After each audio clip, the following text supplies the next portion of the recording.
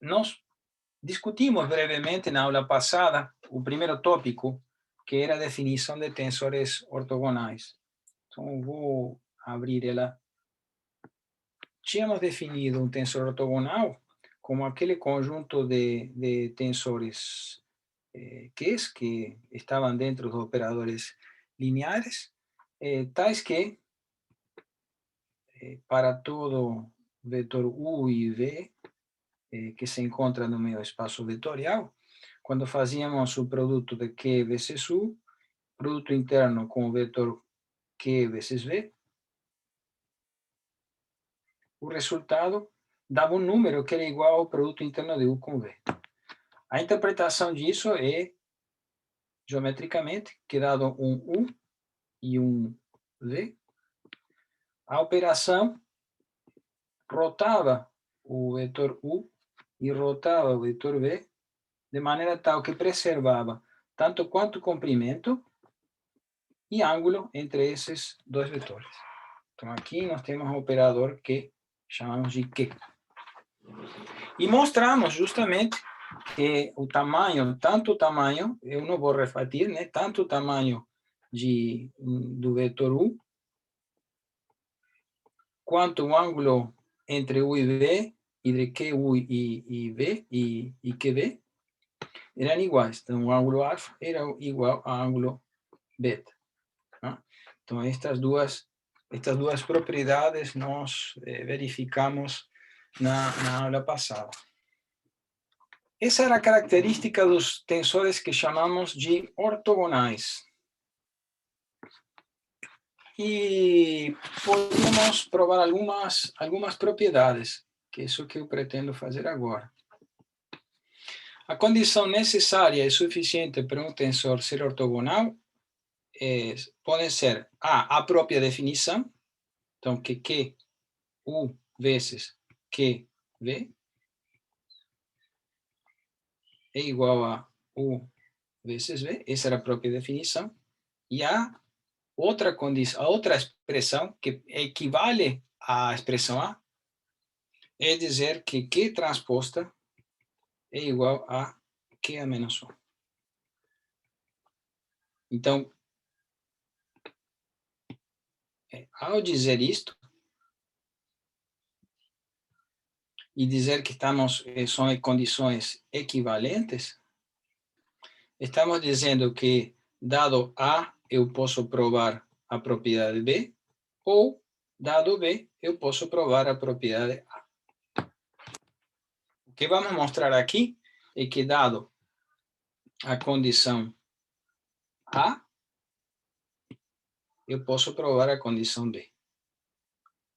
E vamos deixar esta que está aqui para a página 26 do Garten. Então, isto que está aqui, página. Imaginemos, então, que temos o tensor dado. Então, sabemos que Q, operando com o vetor arbitrário U, produto interno Q operando sobre um vetor arbitrário V, dá a mesma coisa que U vezes V. Essa era a definição. Agora, sabendo que é um tensor como operador linear, eu posso levar aqui a expressão esquerda como o produto interno Q transposta Q vezes V. E como isto é igual a U vezes V, a única possibilidade aqui é que este sujeito seja o tensor de identidade. E já sei também que a identidade, neste caso, vai ser igual a Q a menos 1 vezes Q. Automaticamente consigo deduzir aqui que este Q a menos 1 tem que ocupar a posição deste Q transposta. E a partir dali, finalizo com que Q transposta tem que ser igual a Q a menos 1. Então, dado A, eu consegui provar B. Neste lugar, eu consigo agora, dado B, provar A. E mostrar-se dessa maneira a equivalência entre essas duas expressões. Para efeitos práticos, nos interessa bastante esta prova que está aqui. Porque se sei que se trata de um tensor ortogonal, em vez de calcular a inversa dele, eu faço a transposta. E dessa maneira, já tenho automaticamente a inversa. Isso é bastante confortável, porque muitas vezes precisamos fazer a inversa de um tensor para poder justamente digamos assim, reverter a ação que foi feita. E quando isso é necessário, é uma conta bastante chata, inclusive computacionalmente cara, tenho que inverter uma matriz. Mas, se se trata de tensores de rotação, que são tensores ortogonais, basta transpor que automaticamente já temos a inversa dele. Essa é a grande utilidade dessa propriedade. Me acompanharam?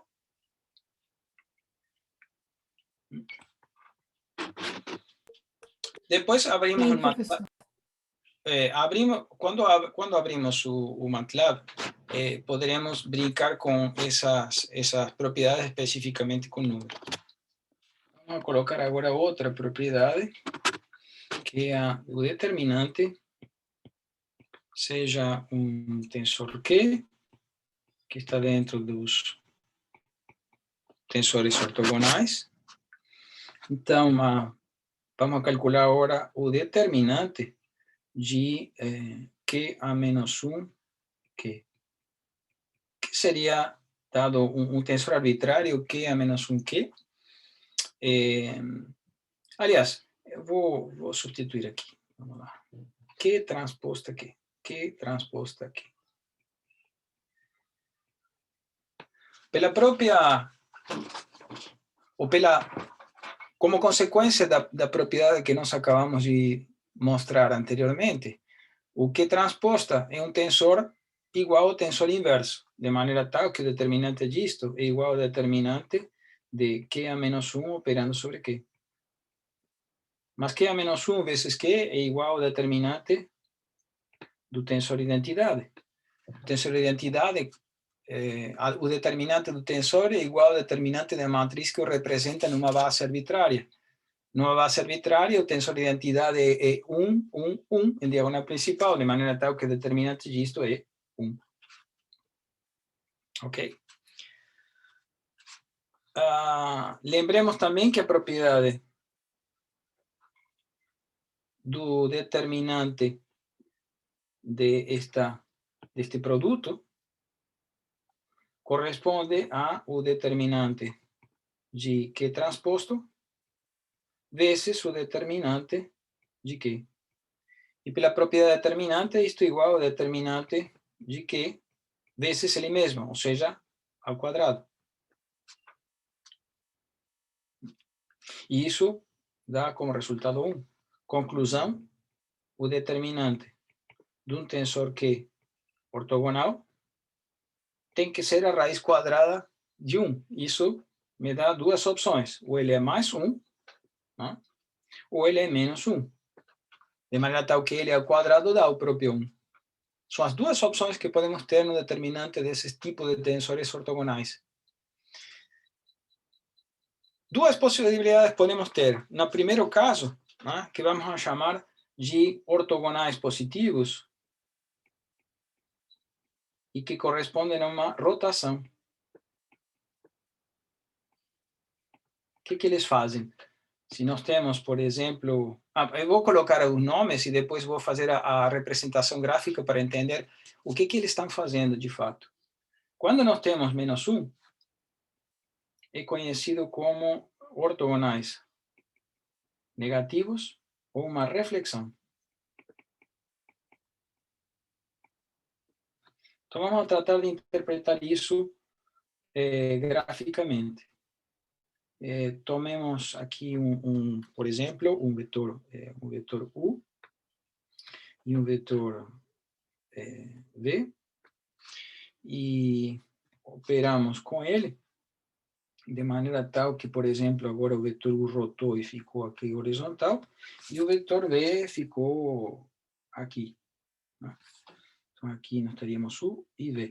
Observem que eu girei os vetores U e V a mesma quantidade. Isso gera o que nós chamamos de aí pensando o Z como um eixo que sai fora do plano, né? Estamos tendo um caso particular para ilustrar o que nós intuitivamente enxergamos como uma rotação desses vetores U e V pelo mesmo ângulo, né? Então, se pensamos que esses vetores U e V foram desenhados em uma chapa, é como ter rotado essa chapa como um movimento de corpo rígido.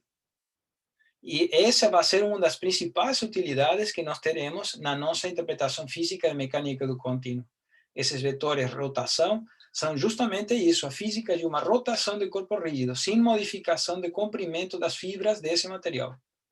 Então, para caracterizar um movimento dessa natureza, de rotação de corpo rígido, usaremos esses tensores para quantificar como que ele rotou. Agora, temos outra situação, que é pegar essa chapa e virá-la do avesso, gerando uma reflexão. Então, isto aqui equivale a dizer, por exemplo, que temos um vetor U e um vetor V. E agora, devido a essa operação com esta reflexão, nós teremos como resultado um vetor V assim, perdão, o U desta forma, e aqui este outro. Perdão, aqui seria, estou vendo que cometi um erro, né? Porque isto não é nem U nem V. Claro, é a rotação deles, então, que seria Q, U e Q, V, assim como aqui teríamos. Professor, a origem desses vetores estariam coincidentes? Sim, em teoria todo vetor parte do zero. Aqui estou desenhando partindo de qualquer lugar só para poder entender Tá. o movimento. Então, tranquilo. Então. Todo vetor sempre parte da origem, não?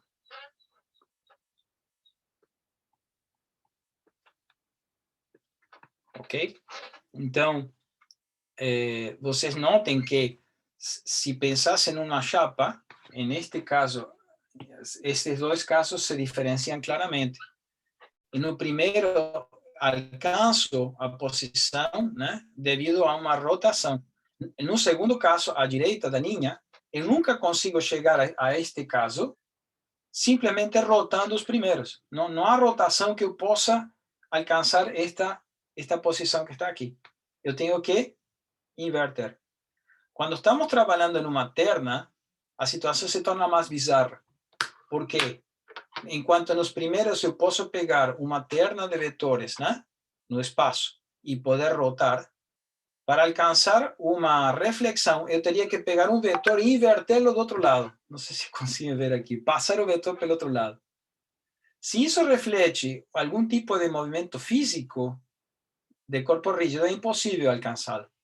Porque eu teria que pegar como pensem numa, um exemplo, me lembro uma vez de um professor conhecido, Bevilacqua.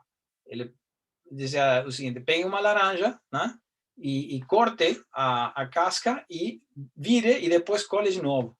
Eu estou colapsando o corpo em zero e depois fazendo abrir ele na outra direção. Um vetor passa por cima do plano.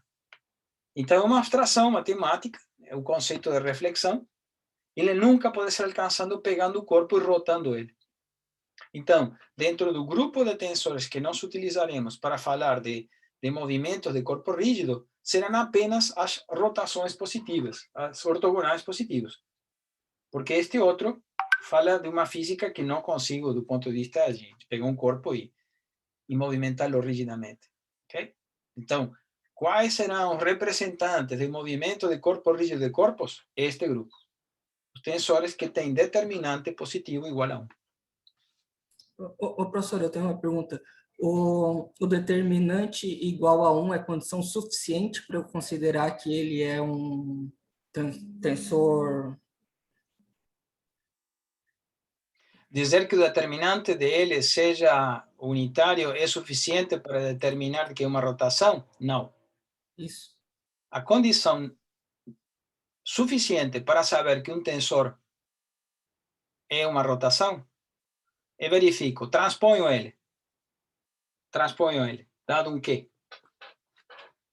dado um Q, pego ele transposta.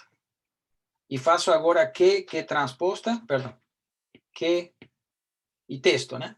Digo Q, multiplico por L transposta e verifico se isso me dá identidade. Se deu identidade, então a transposta é inversa e ele é certamente uma rotação.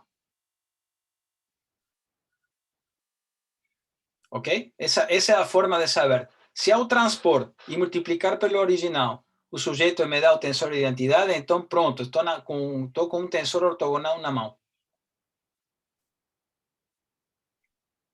Ok? Então vejamos aqui. Vou fazer um exemplo. Então, por exemplo, tomemos θ igual a 30 graus. Cosseno de θ é igual a raiz de 3 sobre 2. Seno de θ é raiz de 1 sobre 2. Então, o que para esse ângulo fica assim. Raiz de 3 sobre 2, aqui 1/2, 0, menos 1/2, raiz de 3 sobre 2, 0, 0, 0 e 0. 1. Eu proponho um tensor Q, cujas componentes numa base ortonormal, né? Aquela base que eu estou tomando de basezinha de vetorzinho CP. Então, aqui, imaginem que nós temos um espaço, aqui está em direções coordenadas, e aqui tomamos os elementinhos da base. Aqui teremos E1, E2 e E3. Eu vou olhar as coisas agora no plano, para facilitar minha vida, né? Então, eu vou colocar aqui E1, E2, e aqui saindo E3, tá certo? Saindo perpendicular à tela, né? Então, vejamos que... facilitemos aqui. Comecemos, por exemplo, com um vetor que seja igual a 2E1. Vamos pegar um V aqui, esse V igual a 2E1. Então, quando eu faço Q operando sobre o vetor V, isto equivale a colocar aqui 2 vezes 1, 0 e 0, certo? Resultado dessa operação dá raiz de 3 vezes sobre 2 vezes 2, depois aqui fica menos 1 e aqui 0. Ok? Então, ele vai ser alguém com a seguinte cara, vamos ver aqui. Essa é, porque tem uma componente um pouquinho menor nessa direção e aqui um meio na outra, ok? Então, enquanto este era o vetor V, este outro resultado aqui é Q vezes V. Q vezes V.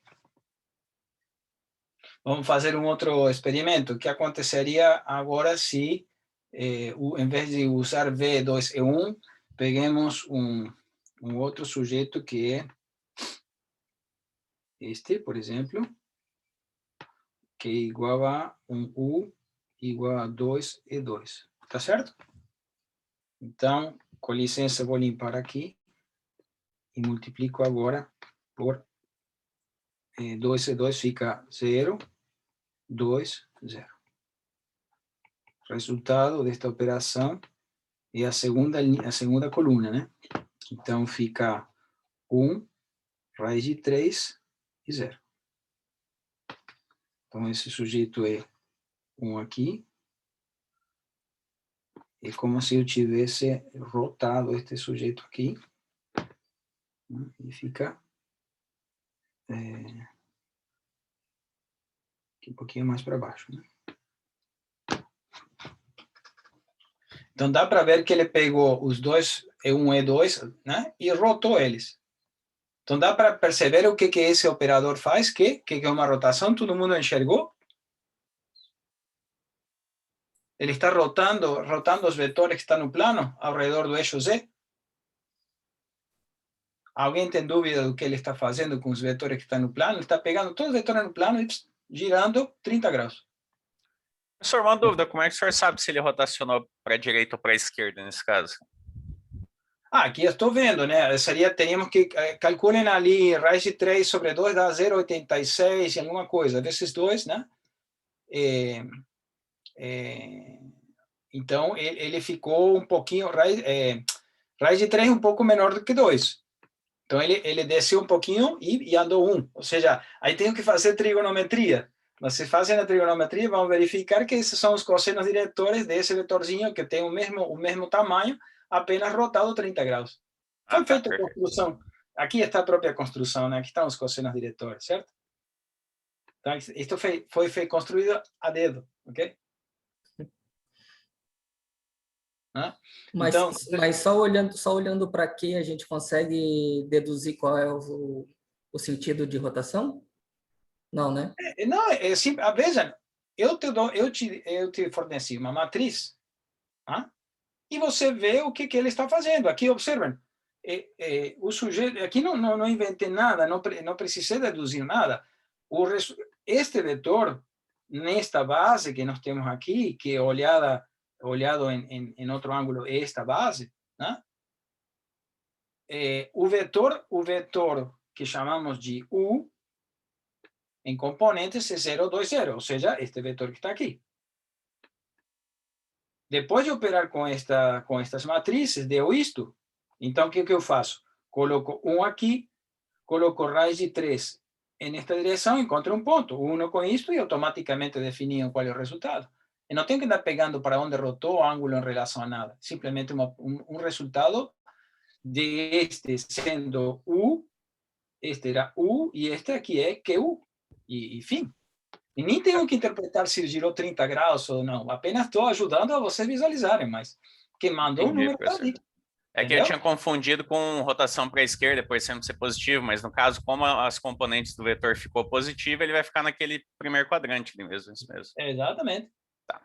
Não, assim, essa interpretação que era 30 graus é porque eu construí ele assim, mas eu não precisava. Se alguém me entregava esse número, raiz de 3 sobre 2, 1/2, papapi, papapá, o cara operava e o que deu, deu.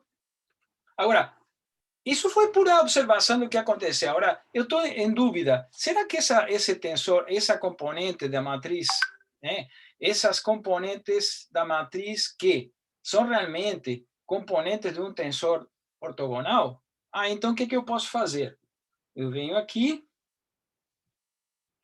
e coloco a raiz de 3 sobre 2, 1/2, menos 1/2, raiz de 3 sobre 2, 0, 0, 0, 0, 1.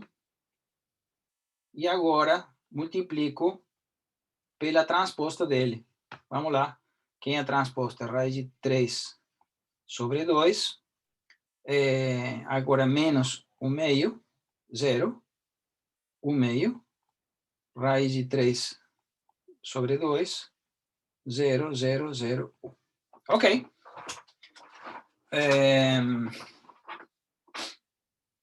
Então, raiz de 3 sobre 2 vezes raiz de 3 sobre 2 fica na primeira, aqui fica raiz de 3 vezes raiz de 3, fica 3 sobre 4, né? 3 quartos, mais 1/2 vezes 1/2 dá 1/4, né? 3 quartos mais 0.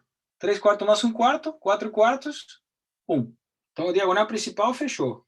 Agora, esta com esta. Então, raiz de 3 sobre 2 menos 1/2 mais 1/2 vezes raiz de 3 sobre 2, 0. Agora, essa linha por esta outra, dá claramente 0. Continuamos. Esta linha por esta. Agora vamos limpar de novo. Está me acompanhando o que estou fazendo, né? Estou fazendo produto da matriz. Sim, sim. Então, aqui fica, agora vou tomar esta que está aqui, De novo, menos 1 meio raiz de 3 sobre 2, raiz de 3 sobre 2, 1 meio, morreu, 0. A diagonal principal fica igualzinha à primeira, dá 1. E o outro é 0. E a última é, fechou. Comprovei. Q transposta, Q igual a Q transposta, deu identidade. Conclusão, Q transposta igual a Q menos 1. Conclusão, pela propriedade que nós tiramos, opa, essa matriz Q estava escondendo as componentes de um tensor de rotação. Professor, no caso, o E3 ele não rotaciona. Isso aí é só no exemplo. Quer dizer, nesse exemplo, o E3 não claro. rotaciona. Isso é que eu escolhi, por conveniência de visualização, uma rotação de corpo rígido que pivota ao redor do eixo 3. O corpo está girando assim, no plano. Perfeito, entendido. Próxima parada, conceito de autovalores e autovetores desses tensores. Este é um conceito que, antes de começar a colocar expressões e definições, eu sempre olhei ele como muito antipático, porque às vezes parece um tanto obscuro, autovalores, autovetores, mas depois eu consegui compreender que, para longe de ser antipático, ele é extremamente útil e facilita a visualização de uma série de coisas. Em particular, vai ser um indivíduo que vai permitir interpretar de uma forma geométrica o que um tensor é capaz de fazer sobre vetores. Em particular, os tensores chamados simétricos, que são muito utilizados aqui na mecânica do contínuo. Então, eu perdi a antipatia dele, porque a única questão antipática é que o processo de cálculo de valores de vetores próprio é um pouquinho trabalhoso. Porém, a capacidade de ele espremer o que acontece com esses tensores é extremamente forte. Ajuda a compreender uma série de coisas. E é nesse contexto que eu desejaria que vocês consigam espremer essa definição. Vamos lá ver se conseguimos. Falar e discutir e definir, para começar, o que são autovalores e autovetores de tensores de segunda ordem. Então, começamos indicando um tensor, esse que está dentro do conjunto dos operadores lineares, e dizemos a seguinte: dado um tensor S dentro do conjunto dos operadores lineares, o escalar ômega é um autovalor desse tensor se há um vetor E unitário tal que tem a propriedade de satisfazer esta igualdade, que S operando com o tensor E é igual a ômega vezes E.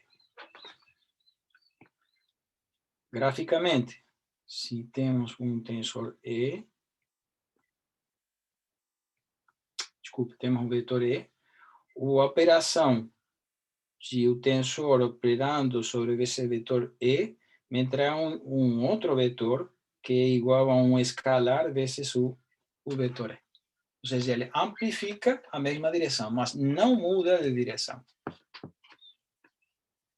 Esse é um conjunto particular de vetores que estão, podemos dizer assim, orientados convenientemente em relação ao que esse tensor S é capaz de fazer. Por isso é chamado de autovalor e autovetor. É uma propriedade desse tensor, que captura essas direções em particular e modifica o comprimento, mas não modifica a direção. Então, dizemos aqui que este sujeito é um autovalor e este sujeito é um autovetor. O autovalor pode diminuir o comprimento do autovetor também? Não? Perfeitamente, basta ômega. Ômega, inclusive, pode ser 0. Definimos espaço característico do tensor S associado ao autovalor ômega ao conjunto U que está incluído dentro do espaço vetorial de vetores. Isto é uma caixinha menor que o próprio conjunto que a própria conjunto que contém todos os vetores euclidianos 3D. Estou pegando um subconjunto dele, né? Tais que o tensor S, operando sobre esses vetores V, me dá igual a ômega V. Qual é a diferença entre esta expressão e aquela de cima? Que o tensor E não é, o V não é, desculpe, que o vetor V não é necessariamente unitário. E aqui devemos fazer a seguinte observação. Se V é um autovetor, o vetor A igual a alfa V também é. Ou seja, se eu conseguir capturar um vetorzinho que está dentro da direção dos autovetores, qualquer múltiplo dele também estará dentro do mesmo espaço de vetores característicos. Vejamos isto. Então, pensemos que agora vamos operar o tensor S pelo vetor A. Pelo visto, é o tensor S multiplicando com alfa V. Como o número é alfa S V. E como vimos que V é um vetor do espaço característico, isto é igual a alfa por ômega V. E isto é a mesma coisa que alfa A. Conclusão, pegamos isto e chegamos que S, operando sobre o vetor A, é igual a alfa vezes... Desculpe aqui, foi ao contrário. Perdão. Eu junto este, junto com este e com isto. Então, aqui é ômega A. Ômega A. Então, o resultado final é que S operando com A é igual a ômega A. Então, A está no espaço característico de S associado a ômega. Em outras palavras, vamos pensar assim.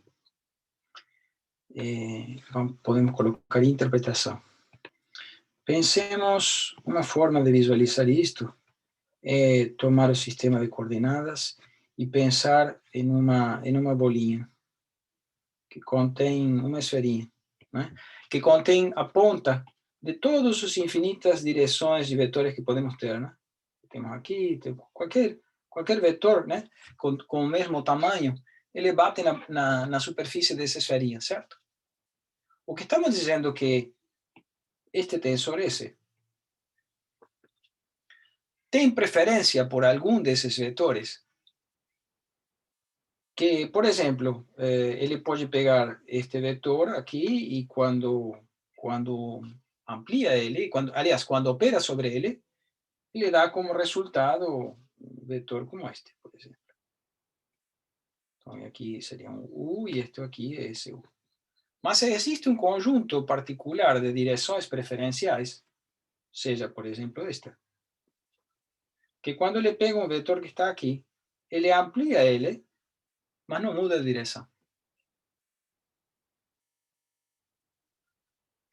E poderia pensar que o tensor S pega, imaginemos que ele operasse sobre todos os infinitos raios dessa esferinha, e que figura ele formaria? Pois veremos que para alguma classe particular de tensores, esse sujeito cria uma espécie de elipse, que era aquela esferinha original. Vamos entender melhor quais são essas classes de tensores que fazem isso. Nós podemos interpretar geometricamente que, de fato, dadas as infinitas direções possíveis de um vetor, posso enxergar como se fosse uma esferinha. E depois, para cada uma dessas direções dessa esferinha, o tensor S opera fazendo alguma coisa com essa esferinha. Professor, alguma dessas direções tem a particularidade de não modificar a direção, que simplesmente estica ou comprime a direção, mas não muda a direção do próprio vetor. Perdão, Jonas, diga. professor, o S ele tem uma base? Ele pode Tensor ter S uma é como base? qualquer outro. Tensor S é igual a qualquer outro tensor. Ele tem aquela base que nós vimos, né? Qualquer tensor S podia ser escrito como uma somatória em I da somatória em J de S e J e I tensor em J. No caso, então, para ele não modificar a direção de um vetor, né, só amplificar, seria que essa base está na mesma direção desse vetor? Aí por aí vamos. Agora vamos a destrinchar essas características. É por esse tá. caminho que você está indicando. Tá ok, então. Ok? Professor, eu entendi o conceito dele mudar o módulo ali do vetor, mas nunca a direção, né? Mas eu não entendi o desenho, na verdade. Ficou meio Tudo bem. confuso. Vamos a pensar assim. É que o desenho eu puxei um pouquinho na frente. Estava jogando o anzol um pouquinho para adelante. Tá? Podemos pensar, meu convite é a definição foi isto, né? Falamos de que significa um valor próprio e um vetor próprio, o autovalor, autovetor. Esta interpretação ainda está um pouco em aberto, ela vai se fechar um pouquinho na frente. O que podemos resumir é, Ok. vinculado ao tensor, seja o qual sujeito está sendo apresentado aí, dizemos que se eu tenho alguma direção V, algum vetor V, que quando opero com esse, o resultado é um múltiplo de V, então esse V é alguém que se encontra no espaço característico desse tensor, associado a um valor próprio. Em particular, se esse V for um vetor unitário, eu classifico ele como autovalor. É só isso por enquanto. Agora vamos a destrinchar e ver em que medida certo grupo de tensores podem ser colocados dessa forma e me oferecer digamos assim, uma estrutura de trabalho confortável depois para a física que eu quero colocar. Vamos a rodar um pouquinho mais. Que horas são? Porque estou... Tá ok. Professor, Sim? eu tenho uma dúvida aqui. Mas não é todo o tensor S que a gente consegue encontrar um V, né, professor? Não, pelo que eu entendi, Então, pensando no exemplo passado isso. de rotacionar 30 graus, né? Nesse caso, ele nunca vai dar na mesma direção, né? Aquele... Correto. Nem todo mundo tem. Né? Então, Uhum, mas, por exemplo, o E3 tinha. uhum. A direção 3, nesse caso, era. Ah, claro. Uhum. Se fosse, entendi. O Né? vetor só estivesse Eu na direção... pegava esse tensor multiplicado por E3, o resultado era a própria 3. Certo. E o Uhum, multiplicador era 1. uhum. Ah, então tinha, claro. Uhum. Mas você concorda contigo, não todo mundo vai ter. E há Não uma todo série de mundo? condições para um grupo de tensores que conseguem encontrar sempre um número de valores vetores próprios, com certas características, e por aí vai. Uhum, Em particular, vamos prestar atenção para os tensores simétricos, que por matemática dá para provar algumas coisas sobre essas propriedades. E como os uhum. tensores simétricos vão ser especialmente úteis para nós vamos prestar atenção a eles. Certo, entendido. Então, aqui vamos a comentar, por exemplo, uma propriedade que acabamos de ver era isto. Se eu tenho, a primeira é que se nós temos que SU igual a ômega U, então, o tensor V que é igual a alfa U, então conseguimos mostrar que S vezes V igual a ômega V. Ou seja, não interessa o tamanho do vetor, se esse era um vetor orientado segundo uma direção principal ou segundo um autovetor, então a operação permanece. Então, essa era uma das propriedades que mostramos na página anterior. E a segunda é a seguinte: imaginemos que temos dois, seja E1 e E2, autovetores de S com ômega 1 e ômega 2 aos respectivos autovalores, de maneira tal que S operando com E1 dá como resultado W1 vezes E1, e que S operando com E2 dá como resultado W2 E2. E vamos admitir ainda que W1 é diferente de W2. Ok? Imaginemos isso. Então, aqui, só para lembrar, este é um vetor, e W é um número escalar. Então, o que vamos fazer? Vamos multiplicar o primeiro aqui por E2 e o segundo, produto interno com E1. Então, aqui também, aqui E2 e aqui E1. E vamos a subtrair um menos o outro. Como o tensor S. E aqui esqueci. S pertencente aos tensores simétricos. Por quê? Porque eu posso vir aqui e fazer um menos o outro, fica E2 vezes SE1 menos E1, produto interno S2. Mas quando eu levo ele para transposto, fica SE1, produto interno, teria que ser transposto aqui, E2, né? Como é transposto igual ao original, por se tratar de um tensor simétrico, o resultado de tudo isto que está aqui é o número 0. À direita da igualdade, nós teremos W1 menos W2 vezes E1 com E2. Como isto aqui era diferente de zero, por serem diferentes, e o resultado todo é zero, então, conclusão daqui, E1 tem que ser perpendicular a 2. E1 é perpendicular a E2. O que significa que se temos autovalores diferentes, os correspondentes direções principais têm que ser ortogonais entre si.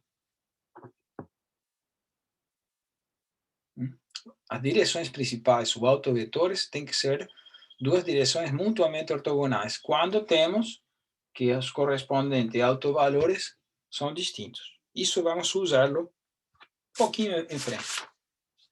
E agora vai aparecer um resultado do qual a prova dele é um pouco técnica e nós vamos a dispensá-la, que diz o seguinte, chamado Teorema da Decomposição Espectral. Seja um tensor S um indivíduo simétrico, ou seja, um tensor pertencente ao grupo dos operadores lineares simétricos, então existe uma base de autovetores do tensor S, denotada aqui por E1, E2 e E3, ortonormal, tal que o tensor S, e aqui vejam o aspecto interessante, o tensor S pode ser construído como uma somatória apenas de 3 termos, I igual a 1 até 3, de WI, EI, tensor EI.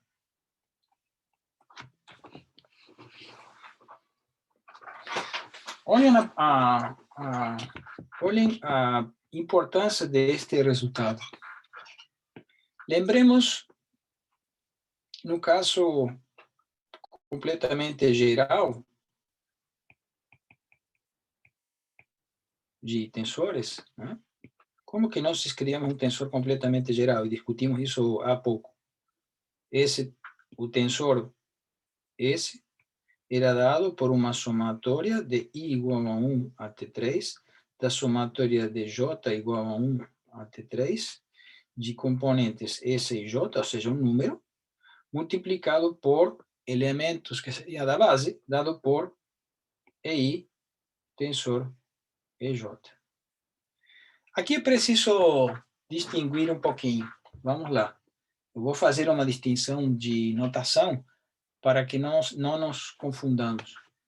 Estes tensores que chamam autovetores não é qualquer base, é uma base associada a este indivíduo, ou seja, isto está vinculado a isto, porque são os autovetores do mencionado tensor. Então, é como dizer que o que estamos apresentando aqui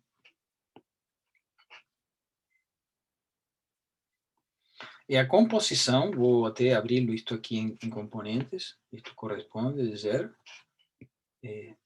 W1 é um tensor E1, só que são estes que vamos chamar de do autovetor 1 mais W2 E2 tensor E2 mais um W3 E3 tensor E3. Aqui são os elementos de uma base arbitrária. Então, isto aqui E1, E2, E3, base arbitrária. Aqui, uma base de autovetores. Tensor S. Não é qualquer base. É uma particularmente escolhida. Se eu uso uma base arbitrária para montar o tensor S, eu precisei de 9 componentes.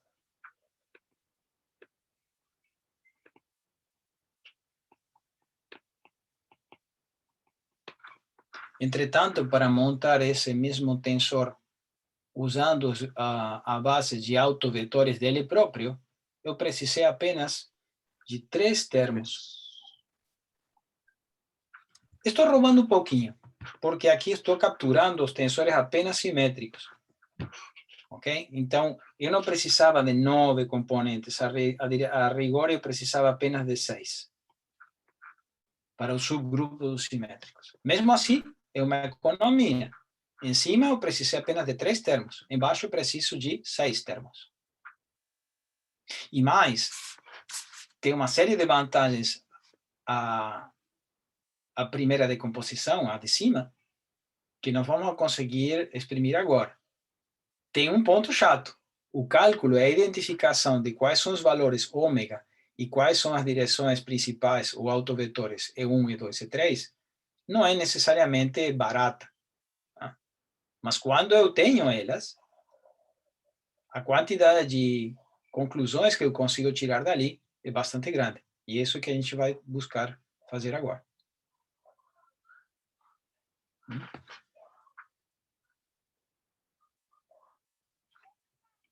Se é que temos tempo. Temos um pouquinho. Então, a proposição é esta. Veja no detalhe, eu precisei aqui, o detalhe aqui, eu precisei colocar a especificação de somatória, por quê? Porque tem o índice aqui, I, tenho I, e tenho I, tenho 3 vezes. Então, ele escapa da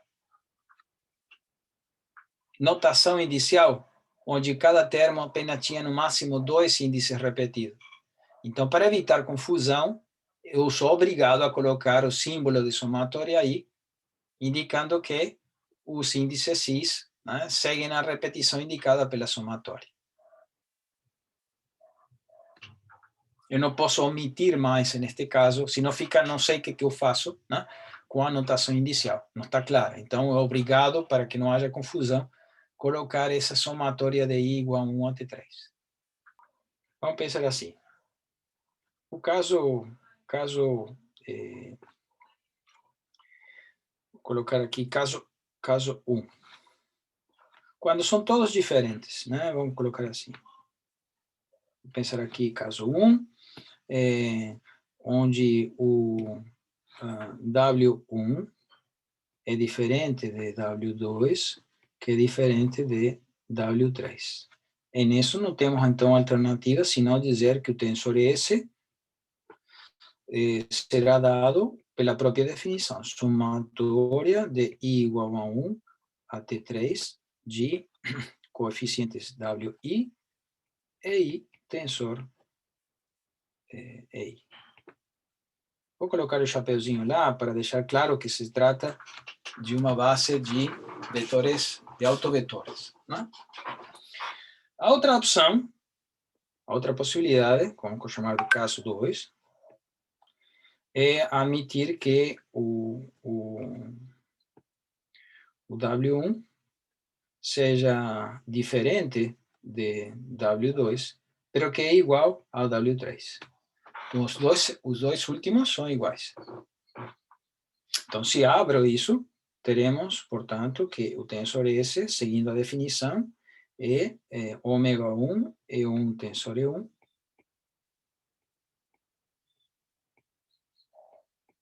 mais W2 é 2 tensor E2, mais, agora seria W3, mas como é igual a W2, vou repetir, vai ficar W2 E3 tensor E3. E posso até, né, aqui vou colocar a mesma coisa, mas vou tirar fator comum, W2, que opera com E2 tensor E2, mais E3 tensor E3. E aqui vou montar uma observação. O tensor identidade é igual a E1 tensor E1. Aliás, qualquer base ortonormal é E1 mais E2 mais E3 E3. Vou colocar aqui, provar. E com vocês, mostrarei bem facinho. 3 linhas sai isso. De que se eu somo esse produto dos produtos tensorial dos elementos de qualquer base ortonormal, o resultado de identidade. Então consigo verificar claramente que se eu coloco aqui com um negativo, e aqui troco esse mais e coloco igualdade, né? Eu posso substituir isto, que é igual a isto, por este outro parceiro. Então é isso que eu vou fazer, chegando à conclusão que o tensor S é igual a ômega 1 pelo produto E1 tensor E1 mais W2 por um outro tensor que é identidade menos E1 tensor E1. Qual é a vantagem desta expressão em relação à primeira? Que o que me interessa neste caso é espremer, vejam que a informação que eu preciso é esta. É o único que me interessa.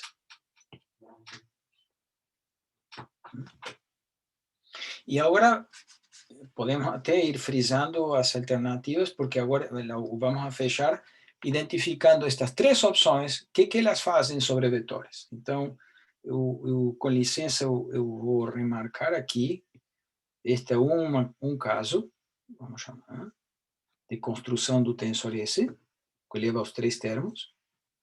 Este é outro caso possível, e há mais um caso possível, e mais nada. O caso 3 é quando os 3 autovalores são iguais.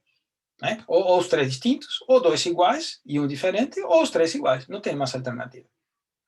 Então, coloquemos aqui. Caso 3. No caso 3, teremos que W1 igual a W2 igual a W3 igual a qualquer número ômega genérico. Então, a condição que S igual a W por E1 tensor E1 mais W por E2 tensor E2 mais W por E3 tensor E3, tira o fator comum W, fica W por E1, E1, E2, E2, mais E3, E3. E como já observamos, isto é o tensor de identidade. Conclusão, tensor S é igual a ômega vezes identidade. E este é a terceira possibilidade de tensores simétricos. Vou colocar aqui. Vou fazer um resumo, né? Então, vamos colocar aqui, resumo. Um tensor simétrico poderá ter ou este formato, ou este formato, ou este formato. Ou os três autovalores diferentes, ou dois iguais e um diferente, ou todos iguais. E isso tem implicações em relação ao que ele pode fazer com vetores. E com isso eu vou fechar. Do ponto de horário, estamos aqui. Eu vou pedir para vocês, vamos fazer assim. Quem se sentir, né, com a necessidade de ir, por favor, pode ir. Eu vou andar um pouquinho mais 10 minutos, né, para poder fechar esta ideia. E quem precisar, ele pode capturar depois, porque vai estar a aula gravada, ok? Então, a pergunta que eu faço é, dado um tensor simétrico S, que tem três alternativas possíveis de ser construídas através dos seus autovetores e autovalores, eu quero interpretar o que ele é capaz de fazer com vetores. E é neste ponto que eu trago aquela fala que eu fiz no início deste assunto, quando digo que este conceito radiografa, digamos assim, ele me mostra o que um tensor é capaz de fazer sobre vetores. E para a nossa parte que tem a ver com cinemática, que isto é, como movimento, por exemplo, uma esferinha, eu deformo um corpo que tem essa esferinha dentro e quando eu expando, modifico, se sai, que forma pode ter essa esferinha? É o que esse tensor é capaz de apresentar. É isso que vamos a buscar ilustrar agora. Então, vou recuperar aqui, vou dar números, né? Este seria o caso que chamamos de 1, este é o caso que chamamos de 2 e este é o caso que chamamos de 3. E a gente apresentou nessa ordem. Agora vou fazer, por facilidade de interpretação geométrica, vou fazer na direção contrária. Vou caminhar de 3 para 2 para 1.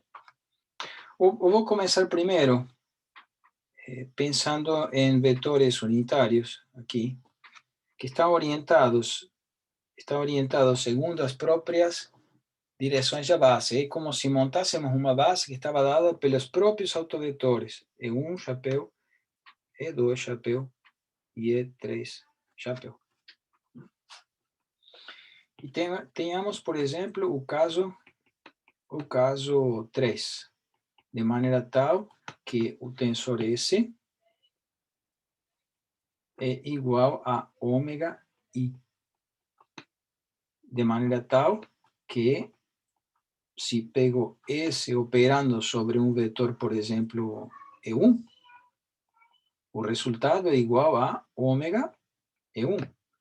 S operando com E2 igual a ômega E2. E S operando com E3 igual a ômega E3.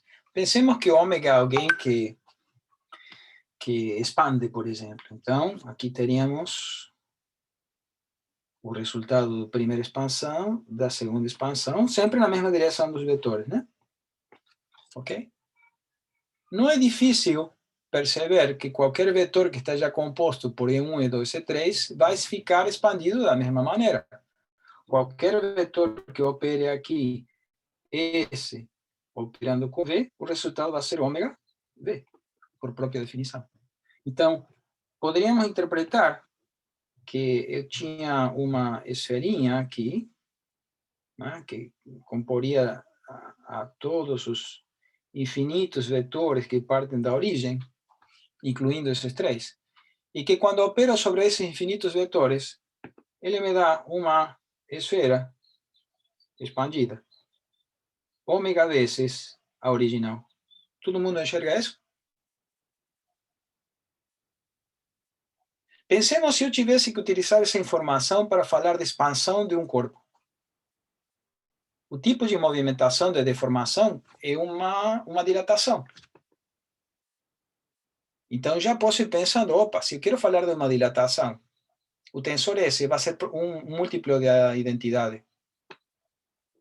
Por quê? Porque esse camarada pega vetores em qualquer direção e expande ele na mesma direção. Me acompanha? Ok, essa é uma categoria, que chamamos aqui de caso 3. Afortunadamente, temos mais duas. Não tem muito mais. Por isso é bem interessante. Bem, passemos ao caso 2.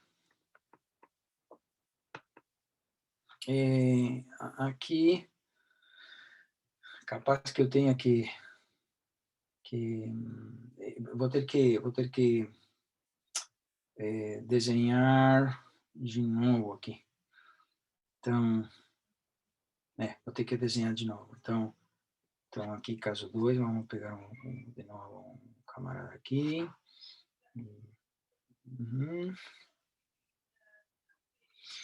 E tomemos nosso vetorzinho da base, E1, E2 e E3. Posso não desenhar já sabemos que são as E1, E2 e E3, os autovetores dele, tá?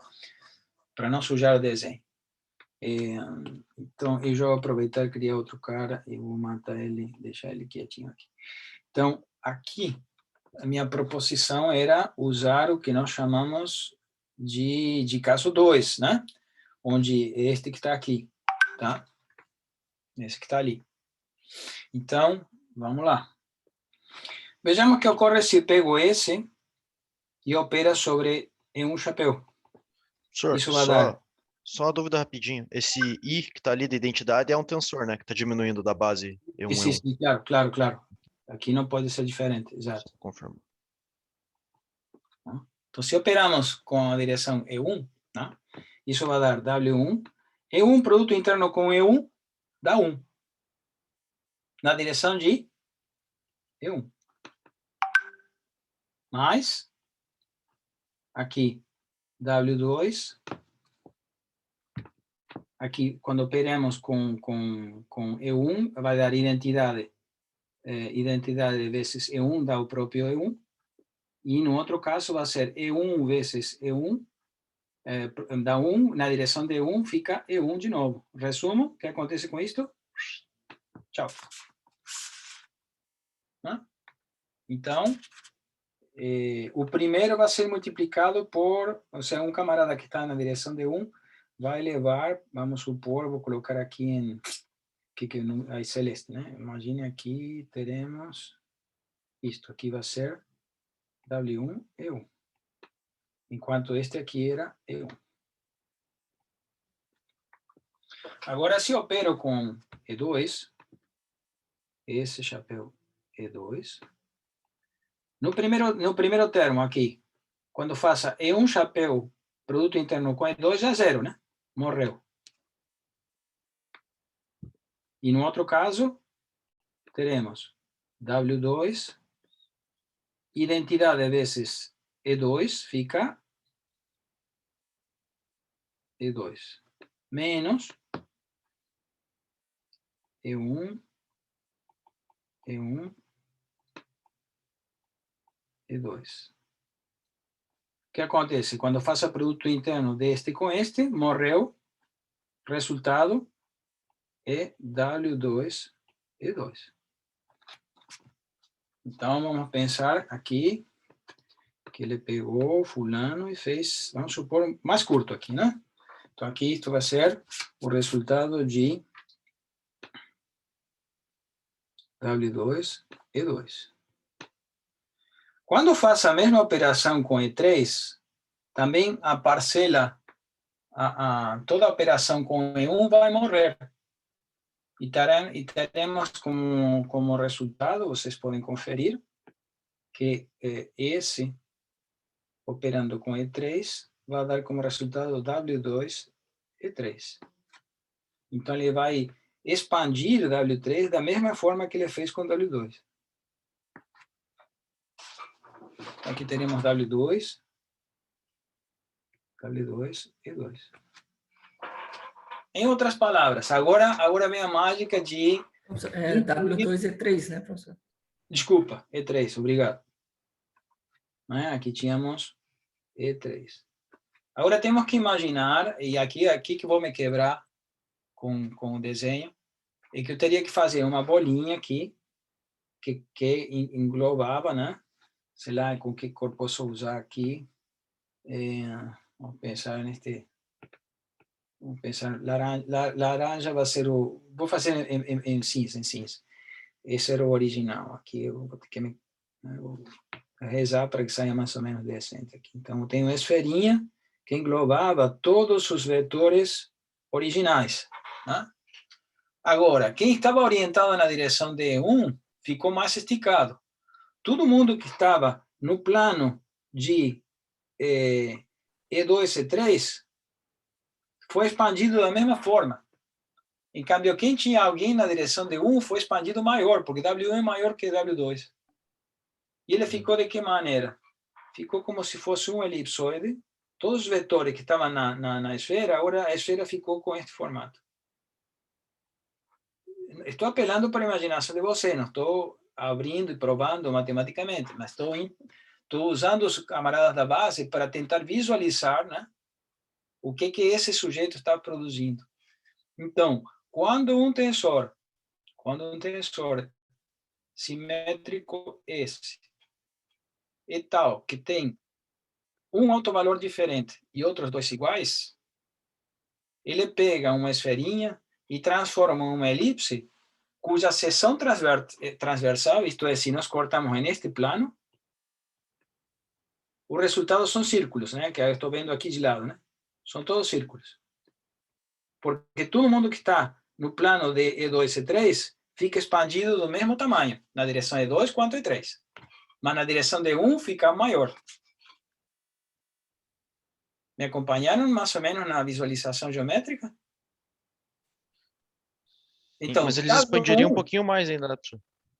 Do que o desenho, no caso. É que no desenho você colocou ali em cima de E3, no caso, mas eles ainda estão um pouquinho para cima, né? Que tem no verde, no caso, no setor verde, né? Sim, eu fiz mal, desculpem. Deveria ser... Isso tem a vantagem aqui, ó. Opa, não é não. Este. Aí. Oh, concordo, vamos fazer em verde. Então, ele teria que vir aqui, seria alguma coisa elipse desse tipo, né? Concordo com você, plenamente, né? Porque aqui é que ele faz uma expansão, circular no plano E1, E2 e 3, mas elíptica na direção com E1. E aí o desenho foi para as cucuia, né? É só porque tinha ficado bom antes. Já fica exato, porque não teria que ter corrigido. Estava bom antes, exatamente. Mas aí era só dizer que W2 era unidade, aí fechava, entendeu?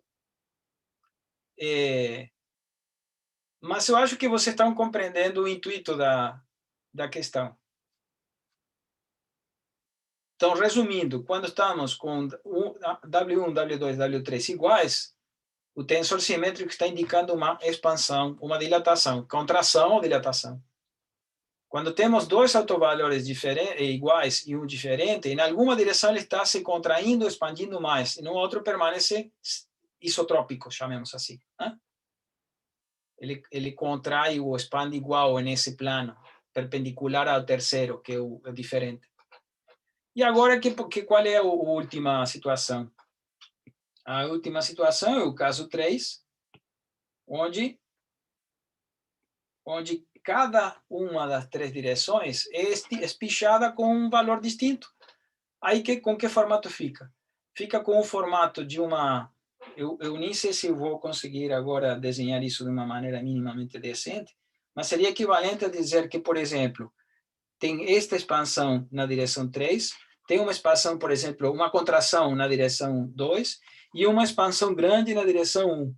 Então, é como se fizesse por exemplo, um elipsoide neste plano, daria um elipsoide assim, neste plano, ok? Aqui assim. E faltaria agora, neste outro, né? Teríamos que fechar aqui assim e assim, no plano E1 e 3. Então, eu pego uma esfera, esticou em uma direção, comprimiu na outra e esticou na terceira, criando um elipsoide com 3 direções principais de expansão ou de contração. Se a gente visualiza isso do ponto de vista mecânico, de o que realmente acontece numa peça quando estou esticando ela, deformando, é exatamente isso que nós vamos usar com a nossa parte cinemática. Os tensores esses são aqueles que vão incorporar, com números, a informação de como esse ponto se deformou. E por isso a importância da álgebra deles. Porque eles vão condensar toda a informação local de deformação desse indivíduo. E vou poder fazer conta com eles. Por isso a importância de manejar razoavelmente o que essa informação está colocada ali dentro.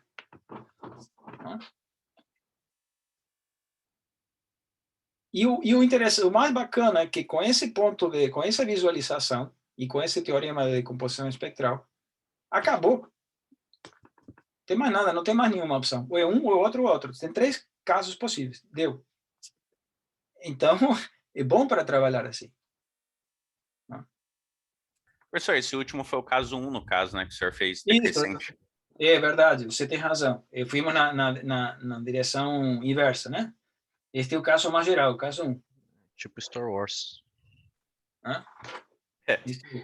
Vamos para trás. Eu inverti porque é mais difícil de desenhar. E aí fui construindo a geometria. Né? Então, claro, cabe a pergunta, ok, fantástico, e aí como encontro essas direções principais? Tudo bem, isso aí posso chamar de operacional.